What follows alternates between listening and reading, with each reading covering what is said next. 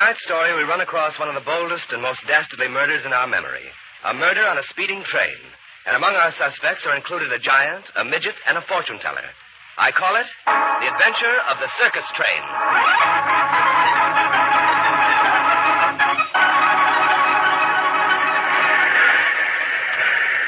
I'm sure glad this Chicago case is wrapped up, Inspector. Yes, Bill, it'll be good to get back to New York. Harry, can I take it? Yes, Dad. Ever know Ellery to forget anything? Here's our Pullman. Oh, who's this? I'm the station master. May I see your ticket? Oh, what's wrong? What's up? Sorry, Mr. Queen. The Army's requisitioned all available space on this train. Your reservations are canceled. Oh, dear. How about the next train, Station Master? Well, the earliest accommodations available are on the special section of the 11:59 tonight, Mr. Queen. It has 3 compartments left. We'll take them. I'd better tell you about it first, sir. That section's carrying Marco's Mammoth Show, the Midwest Circus outfit. Oh, that'll be fun. You mean we have to travel with tigers and elephants and get sawdust in our hair? Not quite, miss. Your accommodations would be in the end car. It's an all-compartment car with a small lounge and bar at the rear. Mr. Marco himself travels in that car, and his business manager, John Brady. Well, we certainly don't object to traveling with Mr. Marco and Mr. Brady, Station Master. But they're not the only ones in that car, sir. Look, if I got to double up with a talking snake, I'll walk in them. Who are the others? Well, there's Goliath. He's 8 foot tall. Goliath, the circus giant? Yes, miss. Then there's Captain Pinky. He's a midget. And Madame Zara. She's the circus fortune teller. They're nice folks. Been with Marco's circus a long time, but I thought I'd tell you. Ever since I was a kid, I've had a yen to travel with a circus. What do you say? Well, we don't mind one bit, Station Master. Okay, Mr. Queen, I'll fix it. Ought to be an interesting trip.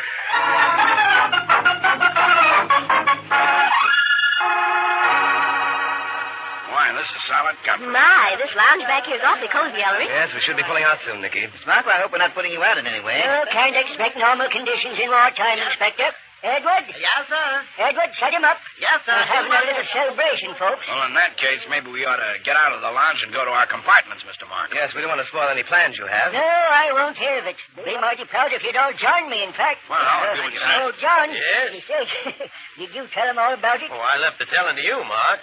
Folks, meet John Brady, my business manager. Howdy, folks. And this is Long Joe Stebbins, professionally known as Mr. Goliath. Right. Madam Zara, the smartest crystal gazer under the big tops. How do you do? And Captain Pinky, 44 years old, and you can put him in your vest pocket. Any friend of Mark Marco's is a friend of mine. Edward, pass the flowing bowl, pass it around. Thank you, Edward. Well, you three must be wondering what this is all about. We are.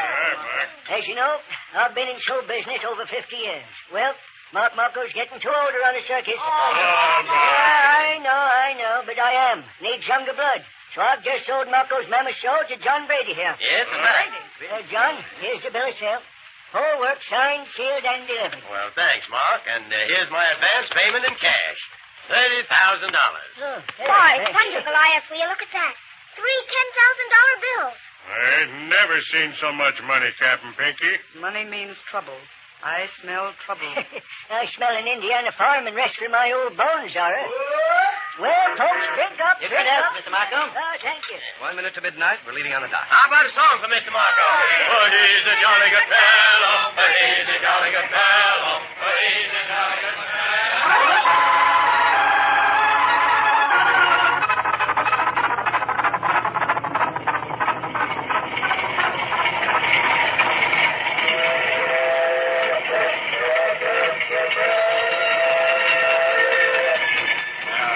Getting pretty late, Maestro.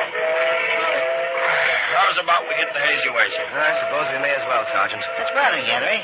Why do you want to come out here on the front platform of the car? To clear my head, Dad. There was an atmosphere in the lounge I didn't like. You mean them expressions of gimme on the faces of the giant, the midget, and Madame Zara? Oh, that's only natural, son. These circus people don't see $10,000 bills every day. Not only circus people. Gentlemen, sir. What's the matter, Porter? I was just cleaning up my bar in the lounge, sir. Yes? I just a bell signal from Mr. Marco's compartment, Spit sir. the pebbles out of your mouth, Ellery. I rang his bell. There's no answer. I tried the door. It was unlocked. I opened the door and I saw... I saw... The man's scared to death, Dad. Let's go see for ourselves. Come on. Here's Mr. Marco's compartment. Dad, look. Marco. His head. Bashed in. Murder.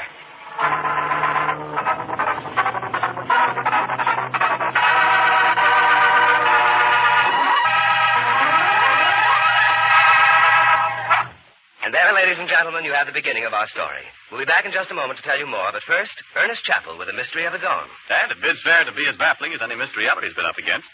By the way, folks, what's your batting average? Mrs. Neil E. Jarvie of Lakewood, Ohio, is frank to admit that she and her family haven't piled up a very imposing score of correct deductions, but she says they still get a big kick out of trying to decide who done it. Good for you, Mrs. Jarvie. That's what we like to hear. And here's something else we like to hear. But suppose I let you folks have it in Mrs. Jarvie's own words. She writes, "We're never without bromo seltzer in our home. And not long ago, when I became a volunteer nurse at our local hospital, I had just one more reason to be grateful for bromo seltzer's quick, effective relief. After my first evening of routine floor work, I came home with my nerves on edge and a bad headache, brought on by nervous excitement. Well, as soon as I got in the house, I took a bromo seltzer. And oh, what relief. I'm not so nervous and excited about my volunteer work as I was at first, but I know that I can rely on bromo seltzer whenever I have a common sick headache like that again." well, now, there you have a mighty fine piece of advice from a lady who ought to know. So the next time you have a common sick headache, try bromo seltzer. I bet you'll feel the same as Mrs. Jarvie about it. And say, we'd like to hear from all of you about your bromo seltzer experiences. Just send your letters to Ellery Queen, care of the station to which you are listening.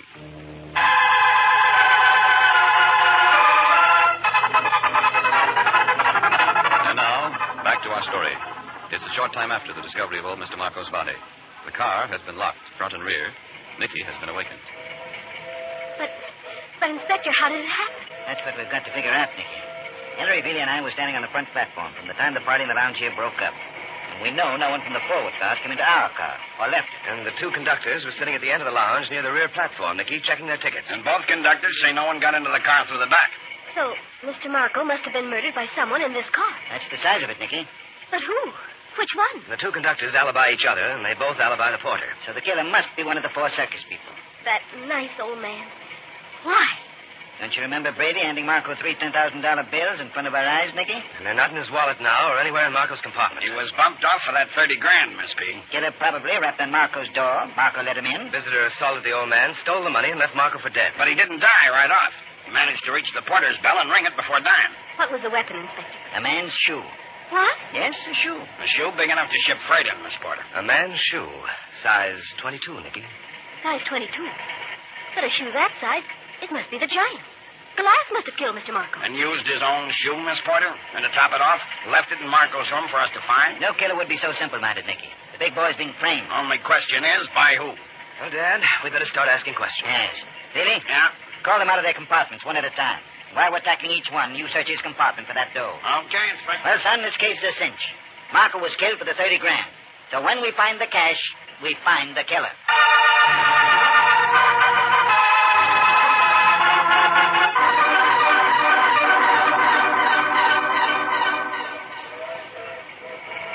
Oh, Mr. Glyde.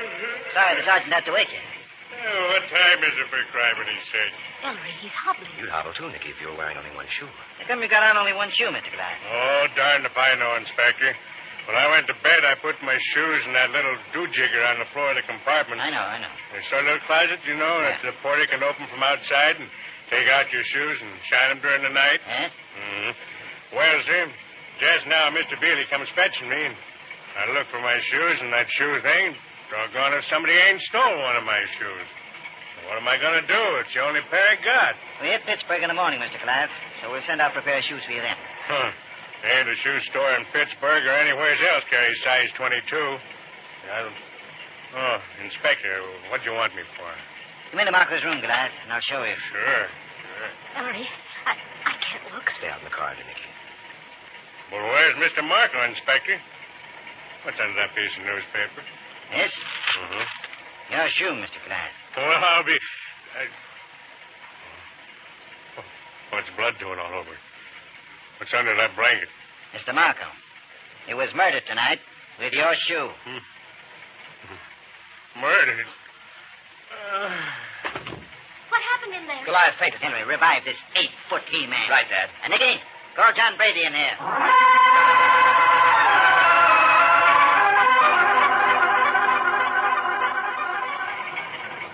Here's Mr. Brady, Ellery. And he's hobbling, too. Somebody stole one of my shoes. From your shoe compartment, Mr. Brady? That's right. I found two shoes in it, all right, but one of them's a woman's. Here, look. Hey, what's going on? Hey, Mark, you in there? Just a moment, Mr. Brady. Nicky, is this woman's shoe Mr. Brady just found in the shoe receptacle yours? No, Inspector. Must be Madame Zara's. Nicky, you better go fetch the Zara woman. All right. Suppose you go in now, Mr. Brady, and see Mr. Marco. I don't get all this. Marco. Put the blanket back, Ellery. Right, Dad. But who? Why? The $30,000 you handed Marco tonight, Mr. Brady. That's why. Inspector, Madame Zara's hopping mad about her shoe, and I mean hopping. I don't care for jokes, if you please. Mr. Brady, is this your shoe? I just found it in my shoe compartment, and one of mine is gone. Let me see. Yes, Sarah. That's my shoe. Here's yours. Thank you. Why was I awakened in the middle of the night? Has anything happened to Mr. Marco? Why do you ask that, Madame Zara? Yes, of course. Mr. Marco is lying under that blanket. He's dead, isn't he? Yes, Madame Zara. Look. I should have warned him. You knew Marco was going to be knocked off? Before retiring, I looked into my crystal ball. It never lies. I saw an old man lying there dead. Now I realize it was Mr. Marco. An old man with blood on his head. Don't mind her. She always talks like this. You saw this in your crystal ball, you say? With blood on his head. Did you also see Marco's murderer in your magic ball, Madame Zara? No. But I could. Really? If the conditions were right, yes, Mr. Queen. There. Sing murders in 100 glass. Zara, go back to your room. You too, Mr. Brady. Very well, Inspector. Crystal ball. Where's Bealey? Why in the name of Houdini isn't he back with that 30 grand? Haven't you forgotten someone, Inspector? Who, Nicky? Captain Pinky, the midget. Oh, the midget couldn't have done it. He's too tiny. He could have stood on something, Dad, and that big heavy shoe would be a murderous weapon even in the hands of a child. Marco, what's all the excitement about? It's Captain Pinky. Hello. What the devil's going on? Why is everybody rushing around like crazy? It's an unusual trip, Captain Pinky. By the way, anybody swipe your shoes? My shoes? Heck no. What would anybody want with my shoes? What blasted all? What's happened? Mr. Marco's been murdered, Captain. Mr. Marco? Murdered? Murdered? Dear, he's crying. Midgets, giants, crystal balls. Inspector. Bealey, well, where'd you find the money? I didn't find it, Inspector. You did? I searched every compartment, no dough. Could you find your head? Where are we now? A half hour out of Fort Wayne, Indiana. At the next stop, wire Pittsburgh, to have some detectives waiting for us when we pull in tomorrow morning. And give this car and everybody in it a vacuum cleaning, Bealey. Even if the Pittsburgh boys have to go to New York with us. Very well, sir. Crystal ball. I'll show you how to solve this case, Ellery. Find that money, and you've got Marco's murderer.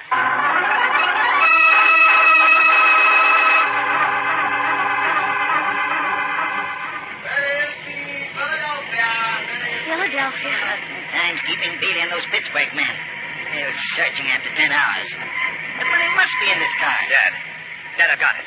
But the money is something? No, I mean the explanation for that shoe mixer. Huh? The killer wanted a weapon that couldn't be traced to him. So he stole one of Zara's shoes from her receptacle. But realized it was too light as a weapon. So he rifled Brady's shoe receptacle. And then decided he wouldn't use either one. He'd use Goliath's shoe. That would make a weapon. So he stole Goliath's shoe. And in putting back Mr. Brady's and Madame He Zara's... made a mistake and mixed them up. Inspector Queen. Huh? Oh, Goliath. How much longer do I have to walk around in my socks? I want my shoe. We're checking it for fingerprints, Mr. Goliath. You'll have it back by the time we reach New York. Would you wash the blood off? Sure, Mr. Goliath. Right. Ellery, I made up my mind. I'm arresting Zara. Why Zara, Dad? She knew Marco was dead, the only one who did. How could she have known unless she bumped him off? Well, that is a puzzle, how she knew. Dad, she claimed she might see the criminal in her crystal ball. Why not call her bluff? See whom she accuses. That's an idea. Okay, we'll try it. I have a hunch Madame Zara has something up her sleeve, and it isn't a crystal ball.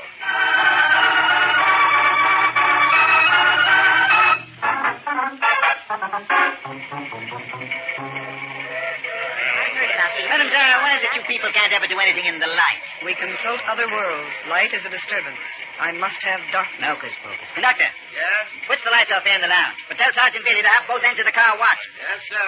You will all join hands. This is silly, Ellery. She knows it's silly, too, Nicky. Zara's trying to tell us something, using the seance as a cloak. There go the lights. I must have quiet, or my crystal will tell me nothing. Come, appear. You who shed Marco's blood, appear in the crystal of truth. Ellery, it's getting a faint Appear glow. in the Phosphorus, crystal of Nicky. truth. Quiet. The one who spills the blood of old men. He takes shape. His face. It comes out of a mist. In a moment now, I see him. I see him. Much obliged, Madame Zara. Who done it? The spiller of blood is... Madame Zara, why do you stop? Sorry. What's the matter? Inspector, turn on those lights. Ellery, do you think she's... Here are the lights. Zara. She's sitting so still. Sorry. Come out of that now. She's in one of her trances. Oh, phew, I thought she was dead, Mr. Brady. Gosh, Captain Pinky, so did I. Wake up, Zara. Thank goodness. Whose face did you see in that thing? I must not tell you. Not yet. Oh. And why not yet? The time isn't right. Perhaps later. Madam Zara, you're a first-class fake. Fake. I'm not going to stay around here and be insulted. All of you, back to your compartments. I don't think this is Inspector. So that's that, Ellery. Inspector. Oh, really? Well? Boy, am I pooped. Find the money, Sergeant? Those Pittsburgh guys and me, we've gone over this car 3 times. No dough. What? Really? Look, Inspector, we tore those blamed compartments practically apart. You saw how we searched this lounge, the bar, the porter's pantry, the light fixtures, the radio, Well, do you want me to go on? How about the people, Sergeant? Yeah, head to toe. Clothes, luggage, cigarettes. We even examined Zara's crystal ball. No, we searched the 2 conductors and the porter, too. No dough. Really, you're a crook's idea of Santa Claus. Huh? Start all over again. I want that $30,000 before we reach New York.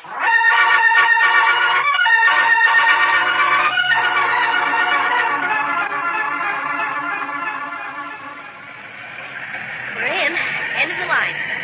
Ellery, where do you suppose that stolen money is? I can imagine, Nicky. Poor Dad. That must be the inspector's own squad waiting on the platform. Now, is everybody here? Yeah. Freddie, Goliath, Pinky. Where's Madam Hocus Pocus? That Zara woman. She isn't here, Inspector. But you must know we're in. The train stopped. Let's up to now. Really get her out here. Okay. Hey, Zara. Inspector. Nicky, don't look. Dead. Zara's been bumped off. Head smashed in with a crystal ball. Really, hold everybody. All right. Nobody leave. Who'd have thought? But why, Madam Zara? It's clear now. We wondered how Zara knew about Marco's being dead. Don't you see? Zara must have spied on a murder in the corridor last night. She must have seen the killer go into Marco's room with Goliath's shoe. And why didn't she tell us? Because she had her own axe to grind, Nicky. The seance was a veiled threat to the killer. She was warning him she could give him away if she chose. So that he'd split the 30 grand with her. But instead, he split her head open. Wait a minute. Of course. Now I see it all. We've been blind. Ellery. Been destroyed. Thank you very much, Mr. Crowley and Mr. Kelly. In a moment, you'll learn what the correct solution is. But first, the search for an honest man has come to an end in the person of our own Ernest Chappell. Oh, me, what Ellery undoubtedly means is that I'm not going to make a single claim for Bromo Seltzer that isn't absolutely true. I'm not going to tell you that it'll do all your errands and finish your housework for you. But I do say there's just nothing better than Bromo Seltzer for common sick headaches. You know the kind, pounding head pain, jumpy nerves, upset stomach. Well, Bromo Seltzer fights headache like that 3 ways. You get effective relief. Quickly feel more like your old self. So be prepared. Keep Bromo Seltzer handy where you work as well as at home.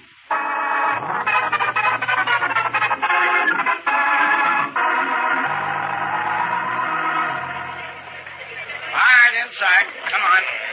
Boys, no one gets in till this is over. All right, sit down, you people. Okay, Inspector. Here's the way this case stacks up. We know the killer wanted a weapon that couldn't be traced to him. So what did he pick? Somebody else's shoe. Mark that. Somebody else's shoe. So whatever shoe or shoes he stole last night belonged to innocent people.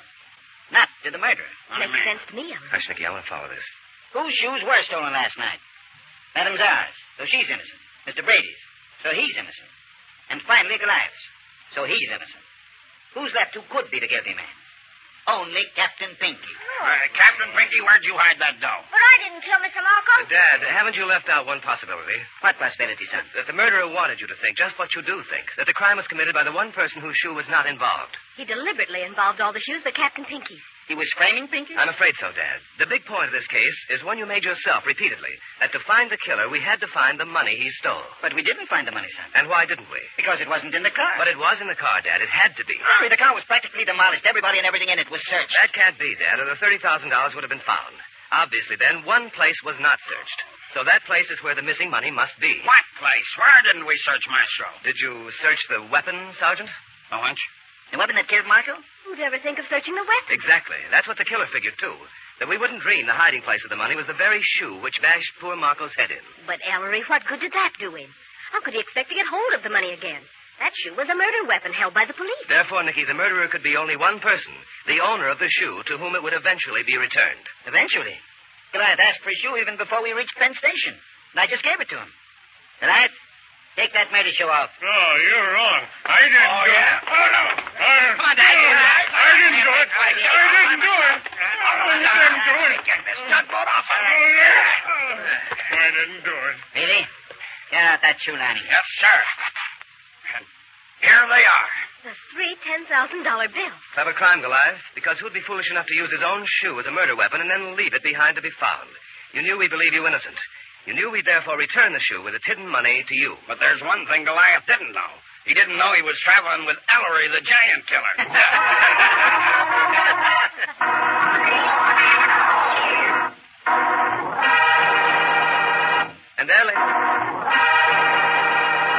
And there, ladies and gentlemen, you have the solution to the mystery. I want to thank Mr. George R. Crowley and Mr. F. Beverly Kelly for appearing as guest armchair detectives this evening. And we have for both Mr. Crowley and Mr. Kelly a personal gift from Bromo Seltzer, an autographed copy of my new mystery novel, There Was an Old Woman, just out this week, and a subscription to Ellery Queen's Mystery Magazine. Oh, Ellery, I certainly enjoyed that story. I bet you can't top it next week. I'll take that bet, Chappie, and I'll tell you what it's about in just a moment. Okay, that gives me time enough to introduce my friend and your friend, the one and only educated train known to man, the talk